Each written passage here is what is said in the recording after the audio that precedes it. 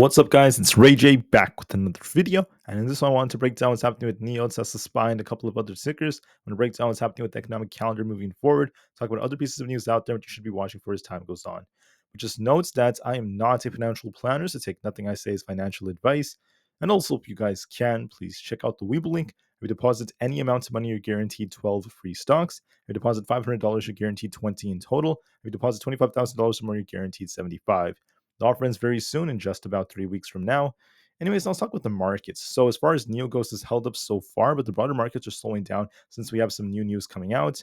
So I want to talk about why the markets slowed down a bit. Then I'm going to break down what the charts are suggesting.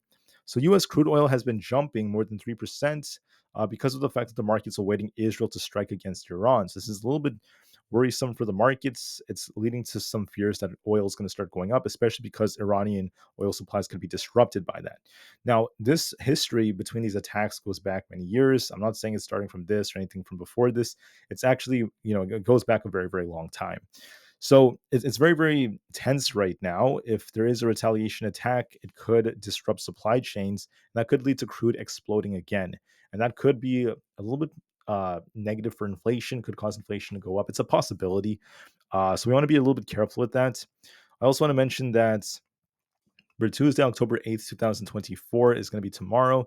We just have a couple of Fed speakers. At 6 o'clock a.m., we have the Business Optimism Index report. And at 10:10 a.m., we have the Economic Optimism Index report as well. So a couple of things coming out with a bunch of Fed speakers, but that's pretty much it. Nothing else is too crazy. Don't forget that we have Nvidia's AI Summit starting, which is a little bit more bullish for the share price. We did see this pump a bit, but we'll see how Nvidia does from here as it's approaching resistance. This is going to be important for the new developments. This goes on now, and the conference starts tomorrow, so we'll see what they end up saying. We have the Robotaxi event starting on Thursday for Tesla, for those who are interested. And then for tomorrow, don't forget, we also have Amazon's Prime Day. So a couple of things coming out. We have PepsiCo's earnings coming out tomorrow morning. Besides that, most earnings will be kind of a minor, except for Friday when we have JP Morgan Chase, Wells Fargo, and BlackRock. Now, when it comes to other pieces of news, the market's still at greed. We haven't officially lost key support to turn more fearful. Also, momentum remains neutral as we're in the middle. And then we're also seeing the puts and call option ratio at greed. So things are still shifting right now. The VIX is starting to break out. If that breaks out more, that could be a signal the market's about to start tipping. But we'll be watching to see if we lose some key support.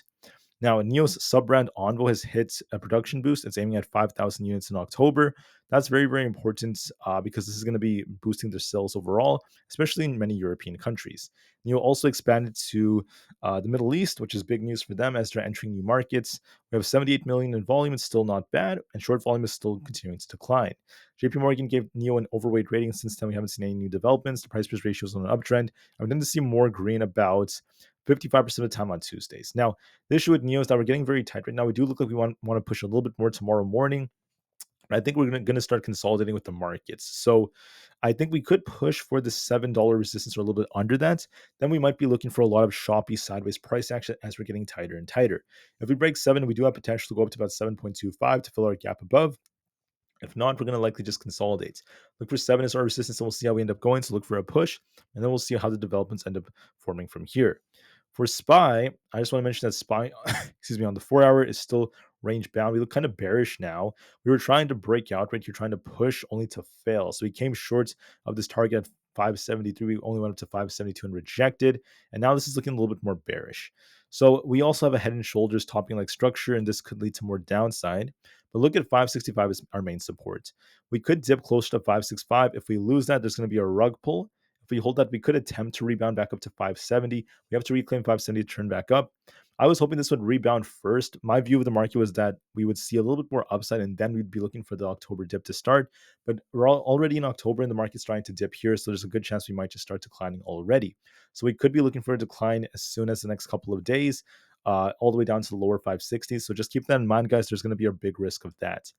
For Nvidia, we're holding up very, very nicely. We're trying to approach this 130 resistance. We'll see how it reacts to this. Might be looking for another attempt to push for 131.5, but then we'll see if we get a rejection. If we do get it, we're looking for a dip back down to about 125. And if we break this, we could be looking more bullish. So look at the resistance right here around 131, and we'll see if this ends up going back down to 125. So watch that very, very carefully. For Bitcoin is looking pretty decent right here. We're looking for basically 62,650 is our support. If that fails us, we're looking for 61,800. If this holds, we're looking for a big break above 64,000. We could be dipping a little bit, and we'll see if we rebound or not. But I think we're going to be testing 62,699 tomorrow. We'll see what the reaction happens to be. As far as Tesla goes, we look a little bit more bearish now. We failed to break and hold above 247. So this has the risk of coming down to about 238 by tomorrow. If we hold this, we could attempt to rebound for 247. If we don't, and we end up losing 238, we're looking for a dip back down to fill this gap. That could bring us all the way down to about the 230 area. So look for this head and shoulders like structure to possibly play out. We look a little bit more bearish now, so it might decline a little bit more with the broader markets as we approach the robotaxi event. But we'll see if we get a bounce after that. For NQ, we failed to hold 20,070. So it's a bad sign. If 20,000 doesn't hold, we're going to decline all the way down to 19,800. This also looks like an inverse cup and house. It's a big flip. So the market is trying to switch directions. We need to get back above 20,200 to turn back up. Otherwise, we're at risk of coming down to the 19,800 area. For the QQQ, we need to reclaim 484. If not, we're at risk of coming down to 480. If that fails us, we have a gap to fill all the way down to about 475. So there's a risk of some downside as well for this, unfortunately. For Aapl, we got a big downgrade, so that's part of why we were dipping. We need to reclaim at least 222 and then eventually 224. If we can't reclaim that, we're at risk of dipping all the way down to about 219. Eventually, then bounce down here to 216. So watch to see if that ends up being the case. There's a risk that this could dip off this double top, so the market is flipping. We got this big downgrade that happened in the morning. That's why the market shifted directions, and that's why we're starting to see a big shift here. The IWM, it hit 218. If this rejects, we're coming back down to 215. If that fails us, we're looking for 212. If we manage to reclaim 218, we could try to bounce. I think it's going to rebound tomorrow for 218 or a little bit higher than that, but then it could sink a little bit more because we're still technically on a downtrend. So look for a pop and drop as the most likely move. For AMD, we have a slight bearish divergence. We could end up slowing down. I think we're going to be hitting 172.5 very soon, maybe a little bit higher, and we'll see if you reject after that to decline to 166. So overall, it could pop and then drop, and we'll see how things end up developing from here. For Coinbase, we're looking a little bit weaker here. We'll see if we get this big rejection. We're looking for this 163 area as our support. If we get that rejection, we are going to be looking for a bit of a dip. If 170 holds, then we could try to rebound, but this is looking a little bit more bearish to me off this rejection. Amazon's barely holding 180. We have a head and shoulders despite the fact that Prime Day is approaching. If we reclaim 182, we could bounce. If we don't, this thing's at risk of coming down to 178. Still looks a little bit more bearish to me. Meta is approaching support at 582. I think we're going to be testing that tomorrow. We'll see if we bounce off that or not.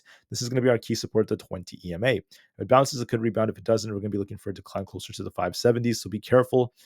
Microsoft looks more bearish. We're barely at 410 as support. If it does not hold, we could be coming all the way down to fill the gap to about 402. So it still looks more bearish to me. Google has lost 165, so it's looking a little bit more bearish. We have the gap to fill down to 163. So far, the chart is favoring the downside. With that being said, I thank you all so much for listening. The market's looking a little bit more bearish, but we haven't lost key support and spine the QQQ quite yet. NIO might try to push closer to 7, but I think the broader markets could slow it down. So look for an attempt to push closer to 7 tomorrow morning. Then we could decline after that and just continue to consolidate. That's the most likely case for NIO. I'm seeing it getting very, very tight right now, so there's going to be a big move that's coming, so please be very mindful of that. But with that being said, guys, I just want to say I really appreciate you guys so much for listening. I'll be back very, very soon in just a couple of not a couple of hours, in 1 day from now. So just hang on tight, guys. Watch your levels, and I'll see you guys very soon. Thank you for listening, and peace out.